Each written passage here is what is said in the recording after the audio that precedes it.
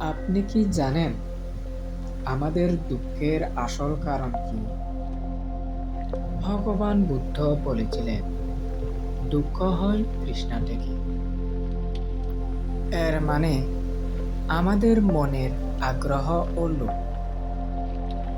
যখন আমরা মন থেকে কোনো কিছু চাই আর সেটা যদি না পাই, তখন আমাদের মন খারাপ হয়। অর্থাৎ আমাদের মনের আগ্রহ ও লোভ হলই আমাদের দুঃখের আসল কারণ। ধ্যান, সততা আর দান এই তৃষ্ণাকে কমাতে সাহায্য করে। তাই শান্তির পথে প্রথম ধাপ, নিজের তৃষ্ণাকে বুঝুন ও নিয়ন্ত্রণ করুন।